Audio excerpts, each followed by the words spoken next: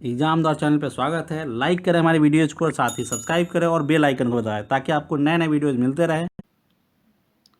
Hello friends, state 2020 के इस series के 10वें भाग में आप सभी का एग्जाम द्वार चैनल पे मैं इंद्रजीत सबका स्वागत करता हूं। ये सीडीपी यानी चाइल्ड डेवलपमेंट एंड पेडागोजी यानी बाल विकास एवं शिक्षा शास्त्र का 10वां भाग है और इसमें महत्वपूर्ण प्रश्न किए जा रहे हैं। वो प्रश्न है जो पिछले कुछ वर्षों में एग्जाम में पूछे गए हैं, तो वो सभी प्रश्न इस सीरीज के इस भाग में किए जा रहे हैं। आप वो सीरीज के इससे पहले 9 भाग आ चुके हैं, वो सभी वीडियो आप जरूर देखें, साथ ही इस वीडियो को देखें और सीरीज के सभी वीडियो देखें। ये 10वां भाग है। एग्जाम द्वार चैनल को सब्सक्राइब कर ले।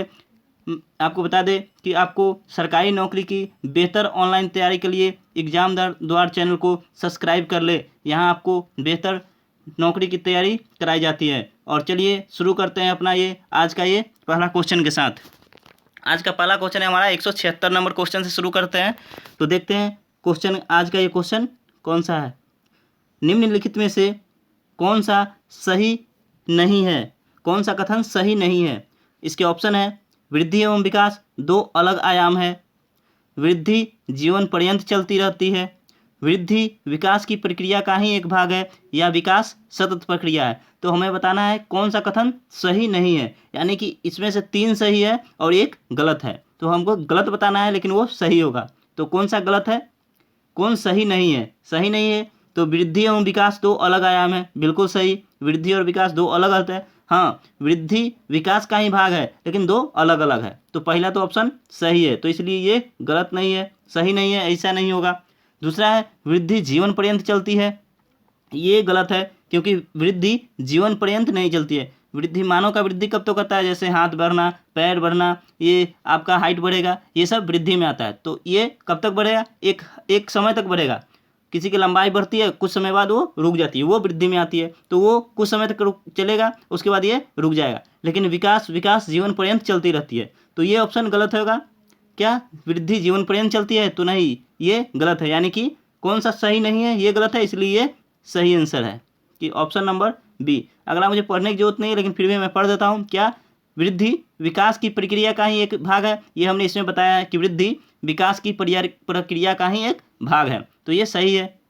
विकास सतत प्रक्रिया, ये भी सही है। विकास सतत प्रक्रिया है। विकास हम बच्चे के जन्म से लेकर मृत्यु तक चलता रहता है। विकास हमेशा चलता रहता है, यानी गर्भ से लेकर विकास मृत्यु तक चलता रहता है। तो विकास सतत प्रक्रिया है, ये सही है। यानी कि ये तीनों सही है, एक सही है, सी सही है और डी सही। गलत ये है, इसलिए ये ऑप्शन सही होगा कि सही नहीं है। चलिए अगला क्वेश्चन देखते हैं। 177 बालकों में व्यक्तिगत विभिन्नता के लिए निम्न में से कौन सा कारक जिम्मेदार है। ये देखिए, ये सब पूछे गए क्वेश्चन है। ये हरियाणा टेट का क्वेश्चन है। एच टेट यानी हरियाणा टेट का क्वेश्चन है, 2017 में पूछा गया था। तो इस सीरीज में अभी तक ये 10वां भाग है। अभी तक जितने भी भाग कराए गए हैं, 10 पार्ट में वो प्रश्न कराए गए हैं जो एग्जाम में पूछे गए हैं। तो आप ये जरूर देखें, ये आपको बहुत ही हेल्प करने वाले हैं एग्जाम में। 50 नंबर के लिए, 50 नंबर के लिए ये एग्जाम में बहुत ही हेल्प करेंगे। तो वीडियो पूरा देखें, अंत तक देखें और सही वीडियो देखें। साथ ही इसे अपने दोस्तों में शेयर कर दे, जितने भी स्टडी रिलेटेड ग्रुप है उस सभी में इसे शेयर कर दे। तो चलिए अगला क्वेश्चन देखते हैं। बालकों में व्यक्तिगत भिन्नता के लिए निम्न में से कौन सा कारक जिम्मेदार है। इसके ऑप्शन है माता पिता की मनोवृत्ति, बुद्धि, नस्ल या स्थल। तो इसका सही आंसर क्या होगा। तो बालकों में व्यक्तिगत भिन्नता के लिए कौन सा कारक जिम्मेदार है, तो ऑप्शन नंबर ए सही होगा, माता पिता की मनोवृत्ति। माता पिता की मनोवृत्ति के कारण ही बालकों में भिन्नता होती है। चलिए देखते हैं अगला क्वेश्चन। निम्नलिखित में से कौन सा सही है। सबसे पहला क्वेश्चन में हमें गलत बताना था, लेकिन इसमें कौन सही है ये बताना है। परिपक्वता में अभ्यास का ही महत्व होता है। परिपक्वता एक शारीरिक क्रिया है, परिपक्वता से शारीरिक से कोई संबंध नहीं है, तो ये गलत होगा। परिपक्वता मृत्यु पर्यंत चलती रहती है, नहीं। विकास जीवन पर्यंत चलती रहती है, मृत्यु तक चलती रहती है, तो ये भी ऑप्शन गलत हो जाएगा। ये दोनों गलत है। परिपक्वता में केवल मात्र, केवल जहाँ आ गया वो निगेटिव वर्ड होता है, ये हमने पहले ही कहा था, तो ये ऑप्शन गलत हो गया। ऑप्शन नंबर ए इसका सही होगा। क्या निम्नलिखित में से कौन सा सही है, तो परिपक्वता में अभ्यास का महत्व होता है, ऑप्शन ए सही है। हमने पहले ही कहा था जहाँ भी केवल टाइप का कोई वर्ड आ गया उसमें निगेटिव होता है, तो वो हमेशा गलत आंसर होता है। चलिए अगला क्वेश्चन देखते हैं। जीन पियाजे ने संज्ञानात्मक विकास की कितनी अवस्थाओं की व्याख्या की है। जीन पियाजे साहब ने संज्ञानात्मक विकास का कितनी अवस्था दिया था, तो उन्होंने, चलिए इसके ऑप्शन पहले देख लेते हैं। ऑप्शन क्या है, 8 अवस्था है, 5 अवस्था है, 6 अवस्था है या 4 अवस्था है। तो जीन पियाजे साहब ने कितनी अवस्था दिए थे, जीन पियाजे साहब ने 4 अवस्थाएं दिए थे। और इसके ऑप्शन क्या होगा, तो ऑप्शन डी 4 अवस्था इसका सही आंसर होगा। चलिए देखते हैं अगला क्वेश्चन, क्वेश्चन नंबर 180। निम्नलिखित में से कौन सी कार्य सूचक क्रिया भावात्मक पक्ष की नहीं है, स्वीकारना, आज्ञा पालन, फर्क करना या प्रभावित करना। तो इसका सही आंसर क्या होगा, सही आंसर होगा ऑप्शन ए स्वीकारना। स्वीकारना कार्य सूचक क्रिया भावात्मक पक्ष का नहीं है, तो ऑप्शन नंबर ए इसका सही आंसर होगा। 181 नंबर देखते हैं, निम्नलिखित में से कौन से पर्यावरणीय कारक व्यक्तित्व को प्रभावित करते हैं। इसके ऑप्शन है सामाजिक कारक, सांस्कृतिक कारक, आर्थिक कारक, सभी विकल्प सही है। तो कौन सा है जो आदमी के व्यक्तित्व को प्रभावित करता है, सामाजिक भी करता है, सांस्कृतिक करता है, आर्थिक करता है। तो इसका ऑप्शन नंबर डी सही होगा। क्या कि इसका सभी विकल्प सही है, यानी ऑप्शन डी सही होगा, ये सभी प्रकार से प्रभावित होता है। चलिए 182 नंबर देखते हैं, निम्नलिखित में से कौन सा आयाम मानसिक विकास के तहत आता है। इसके ऑप्शन है भाषा, आकार, अनुराग या ईमानदारी। तो मानसिक विकास के तहत कौन सा आता है, तो ऑप्शन नंबर इसका ए सही हो जाएगा, भाषा। भाषा मानसिक विकास के तहत आता है। चलिए अगला क्वेश्चन देखते हैं, निम्नलिखित में से किसे व्यक्तित्व की नैतिकता वाली भुज कहेंगे। और इसके ऑप्शन है उपाह, आत्मा, पराह या ईड तथा सुपर ईगो। तो इसका सही आंसर क्या होगा, सही आंसर होगा ऑप्शन सी पराह यानी सुपर ईगो। सुपर ईगो को नैतिकता वाली भुजा कहेंगे। चलिए देखते हैं अगला क्वेश्चन, समान संयुक्त कोशिका में गुण सूत्रों के जोड़े होते हैं, गुण सूत्रों के कितने जोड़े होते हैं। ऑप्शन है 22 जोड़े, 23 जोड़े, 24 जोड़े या उपयुक्त में से कोई नहीं। तो इसका सही आंसर क्या होगा, सही आंसर होगा ऑप्शन बी 23 जोड़े। समान संयुक्त कोशिका में जोड़ों की संख्या कितनी होती है, 23 जोड़ा, यानी 23 जोड़ा यानी टोटल 46 और जोड़ा में 23 जोड़ा। तो यहाँ जोड़ा पूछा है इसलिए 23 जोड़ा। चलिए अगला क्वेश्चन देखते हैं, गोलमैन निम्न में से किससे संबंधित है। ऑप्शन है सामाजिक बुद्धि, संवेगात्मक बुद्धि, आध्यात्मिक बुद्धि या सामान्य बुद्धि। तो इसका सही आंसर क्या होगा, सही आंसर होगा ऑप्शन बी संवेगात्मक बुद्धि। गोलमैन संवेगात्मक बुद्धि से संबंधित है। अगला क्वेश्चन है, आप देख सकते हैं ये यूपी टेट का क्वेश्चन है, Uttar Pradesh teacher eligibility test 2017 में पूछा गया था। इससे पहले जो हम कर रहे थे अभी, इससे पहले वाला क्वेश्चन वो हरियाणा टेट का क्वेश्चन था। तो ये सभी पूछे गए प्रश्न है। हमने सी टेट का क्वेश्चन किया है, स्टेट का क्वेश्चन किया है, वो इस सीरीज के जितने भी अभी तक सीरीज में वीडियो आए हैं उन सभी में वो क्वेश्चन कराया जा रहा है जो एग्जाम में पूछे गए हैं। तो आप वीडियो को जरूर देखें, पूरा देखें। निम्नलिखित में से कौन सा विकास का सिद्धांत नहीं है, विकास का सिद्धांत कौन सा नहीं है।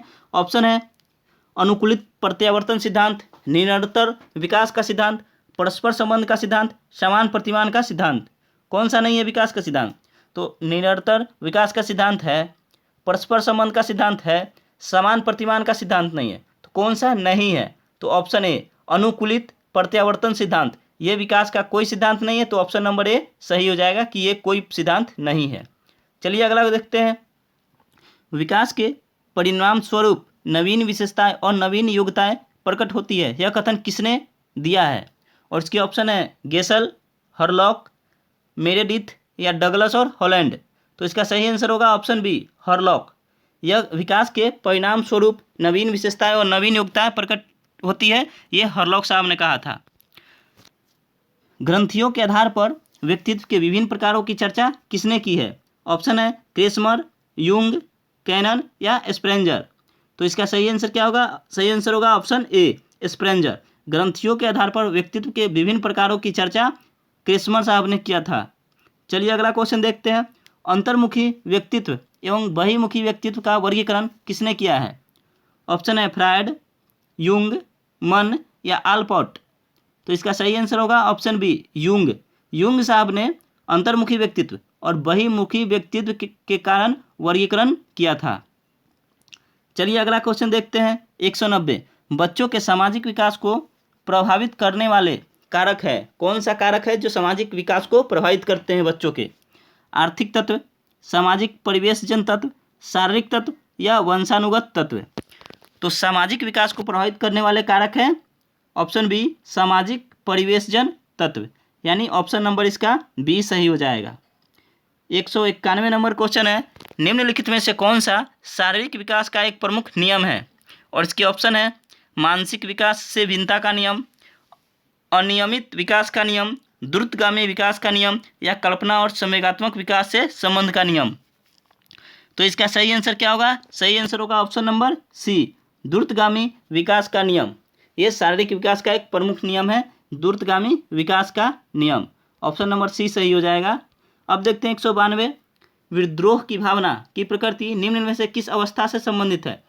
बच्चों में विद्रोह करने की भावना किस अवस्था में होती है? और इसके ऑप्शन है बाल्यावस्था में, शैशवावस्था में, पूर्व किशोरावस्था में या मध्य किशोरावस्था में? तो इसका सही आंसर होगा ऑप्शन सी पूर्व किशोरावस्था में।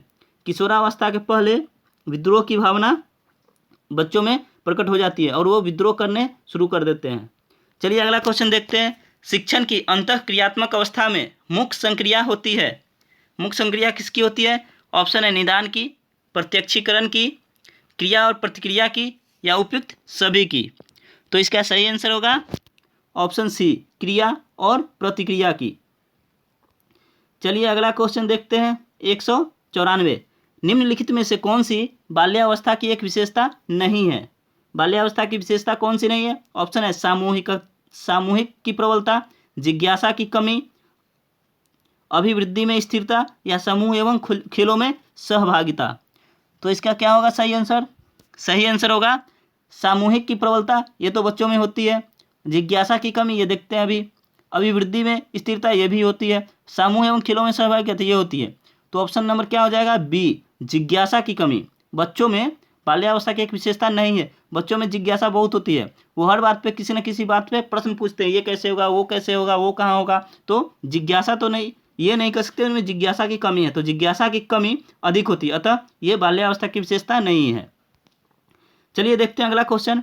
निम्नलिखित में से कौन सा वृद्धि और विकास का प्रथम चरण है? वृद्धि और विकास का प्रथम चरण कौन सा है? पहला शारीरिक विकास, सामाजिक विकास, नैतिक विकास या मानसिक विकास? तो इसका सही आंसर क्या होगा? इसका सही आंसर होगा ऑप्शन ए शारीरिक विकास।